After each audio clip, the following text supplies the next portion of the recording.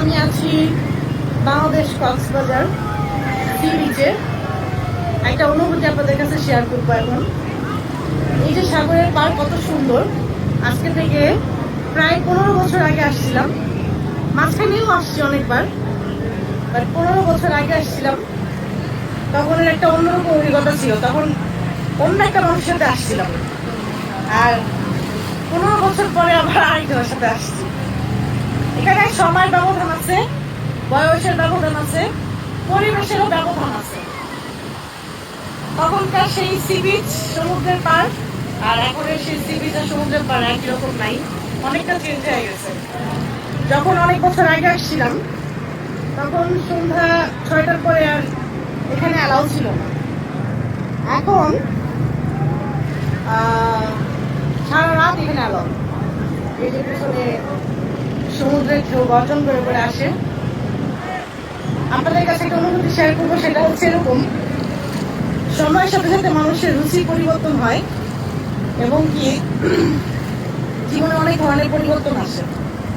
যেমন আমি যখন আরো 15 বছর আগে আসছিলাম, আমি নিচে আসলে দৌড় দিয়ে সমুদ্রের মাঝখানে চলে যেতাম গোসল করার জন্য। কিন্তু এখন আর সেই কোনো মানসিকতা নেই। এখন যতটুকু প্রয়োজন অতটুকুই। একটু মন চাইলো গেলাম, না মন চাইলো মানে গেলাম না, পাড় দিয়ে হাঁটতেছি। 15 বছর আগে যখন আসছিলাম তখন রুচিটা ছিল অন্যরকম, প্রচুর পরিমাণে মানে পানিতে ছিলাম। তখন পরিবেশটা, সময়টা, বয়সটা একরকম ছিল।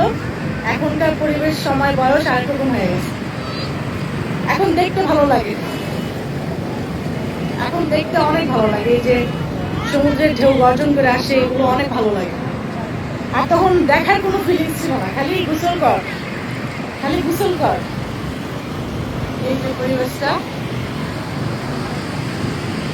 আর 15 বছর আগে আসছিলাম আরেকজনের সাথে, তার কথা বলবো না। 15 বছর পরে তার সাথে আসছি। 15 বছরের ভিতরে অনেকবার আসছি, বাট ফ্যামিলির সাথে এরকম আর কি। এই যে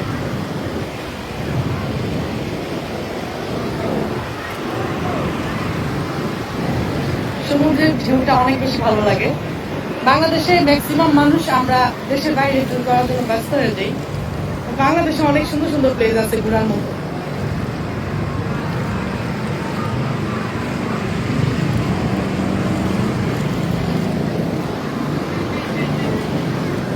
অনেক ভালো লাগতেছে আজকে।